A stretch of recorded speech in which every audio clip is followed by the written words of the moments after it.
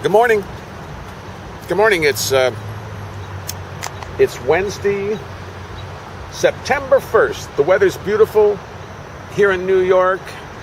It's hot.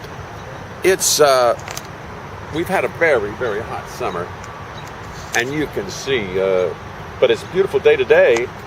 But that's not going to last because Hurricane Earl is on its way. Hurricane Earl heads towards the U.S. A kite surfer pulled his kite behind him in a heavy downpour in Miami as Hurricane Earl continued its trek northward on Tuesday, packing 135-mile-an-hour winds. Wow. And here we are. It's Wednesday. That's supposed to be here in 2 days, and it's a beautiful day. I'm going to keep track of Hurricane Earl because I like hurricanes as long as they don't destroy things, which they always do. Nonetheless, I still enjoy the experience of them. It's exciting. It's something interesting. And it's a phenomenon of weather. And we'll see. I mean, the Wall Street Journal today says Hurricane Earl churned across the Atlantic Ocean Tuesday on track to graze the East Coast by early Friday, stirring up seas, potentially thwarting Labor Day vacation plans from North Carolina to New York. Well, I'm not going anywhere. Not going on any vacation this weekend, but I am going to go to Jones Beach to see the Dukes of September, Donald Fagen, Michael McDonald, and Boz Scaggs. My kids play with them, you know. And that could wreak havoc. Jones Beach. I think that's a key word. And it's in New York, and hurricane, so it'll probably be canceled, but I'm hoping it won't be. Anyway, because I'd love to see that group, and then I'll have to do it someplace else. The powerful Category 4 storm, which packed 135-mile-per-hour winds yesterday as it moved north from Puerto Rico and the Virgin Islands, isn't expected to make landfall in the continental U.S. immediately, according to National Hurricane Center in Miami. Instead, forecasters say it is likely to skirt North Carolina's Outer Banks in the wee hours of Friday morning before moving up to New England, bringing heavy rain, wind, and dangerous rip currents as it goes up the coast. Whoa. Bringing heavy rain, wind, and dangerous rip currents as it goes up the coast. Well, I swam once in a storm down in Brazil, and I experienced heavy rip currents. And folks, don't go swimming if it's even thought of, because if you get caught in one, soon you're 500 yards out to sea and you don't know what happened to you. And you're fighting these huge breakers, and you're trying to get out of it, and you don't have the sense to swim sideways, which you're supposed to do. You keep trying to swim in, and you're right into the current, and you can't do it, and the breakers are smashing on top of you, and you're getting scared. And what you need to do is just swim sideways to the beach and get out of the current, and then let the huge breakers fall on top of you and push you in. That's just a little aside from someone who has experienced storm rip currents, and I finally got to the beach and just lay there utterly exhausted, glad to be alive. Anyway, to continue. But they warn that the powerful storm could easily veer west in the coming days, becoming the first hurricane to hit the U.S. this season. They issued a hurricane watch late for more than 200 miles of the North Carolina coast. Hurricane conditions are possible within 48 hours. Oh, you mean it could just slam right into New York? Ooh. You know, they've had this perfect storm scenario where a big storm comes right into New York and forces high tide right into the Bay of New York and up the Hudson River, and we all drown.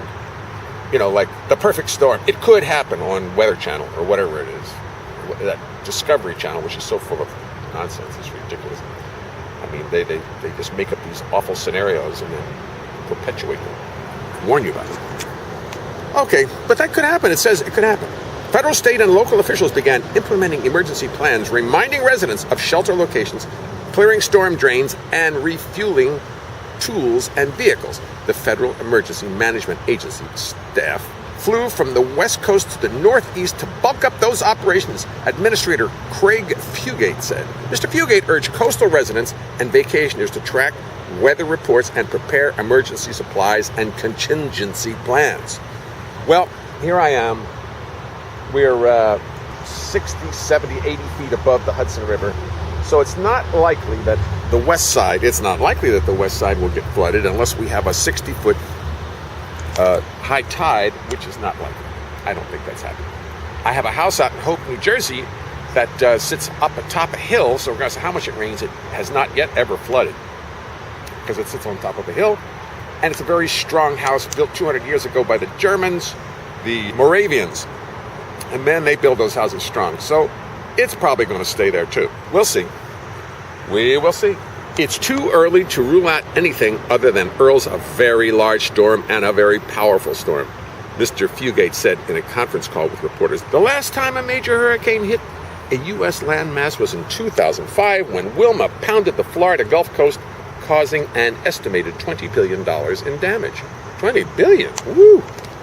Earl is the fifth storm and the third hurricane of this current Atlantic storm season, which lasts from June 1 to November 30th. It's such a fine season. Federal forecasters predicted this month that this year's Atlantic hurricane season would be more active than normal. You know, I'm sitting here joking. I'm thinking, if this hurricane just turns east a little bit, whoa, we could be in for a goodie right here in New York. Turns west a little bit, I meant. If it turns east, it's out of the way. But if it turns west and comes right up into New York, woohoo, wee! With 4 to 6 hurricanes of Category 3 or greater, with winds of at least 111 miles per hour. Now, it's been very warm here, so the oceans are very warm, so this hurricane is not going to diminish in power. Earl is looming at an inopportune time, as Labor Day is traditionally one of the busiest weekends for coastal tourism. A study by automobile group AAA found that 4.8 million people in New York, New Jersey, and Pennsylvania plan to travel more than 50 miles from home this weekend. That's up 12% from last year. An additional 5.9 million in the Southeast from Virginia to Florida plan to travel this weekend, up 7.3% from last year. As I read this, I realize it's not likely that I'm going to travel out to Jones Beach on Friday for this concert. I think it's going to be canceled. I mean, am I going to put myself in the middle of a hurricane on Friday night? I mean, 2 p.m. Friday, it's going to be at Wilmington. At 10 o'clock, forget it. There goes the Dukes of Dixieland, Dukes of September. I don't think we're going to get close to that. Many of those people plan to head to the beach. A Mid-Atlantic spokesman, John B. Townsend, too, said. Surfers in southeastern North Carolina hit local surf shops Tuesday as they prepared for waves as high as 8 feet above normal. But Earl is also likely to create dangerous rip currents, warned Warren Lee, director of New Hanover County's Emergency Management Department. Our fear is that people will drown. Now, let me tell you, I told you earlier that I once got caught in a rip current in Brazil at one of those beaches, Ipanema or something like that. And storms were big. I mean, the waves were huge, and I was having a good time not thinking. And all of a sudden, I got about 10 feet into the water. The current started going out, and out I went with it, right against these huge waves coming in. And I'm trying to swim into shore, and I'm getting farther away from shore.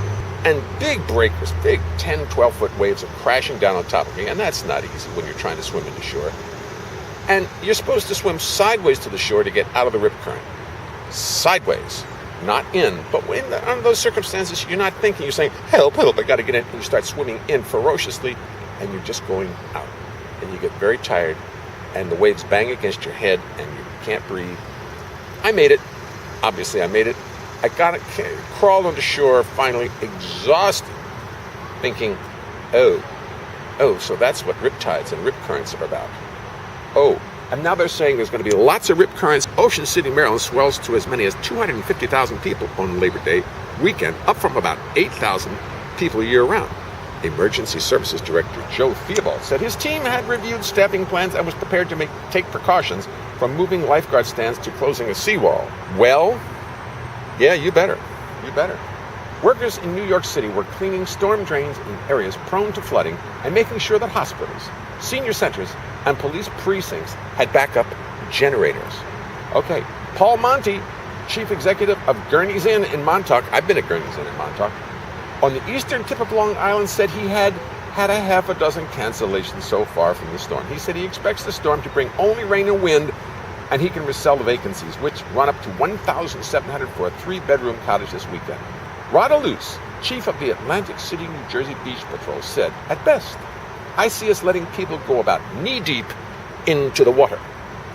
Okay, we'll see about Paul Monty, chief executive of Gurney's Inn. He says expects the storm to bring only rain and wind, and he can resell the vacancies. Okay, I hope you're right, Paul. It doesn't look good. It looks like Gurney's Inn is right in the way.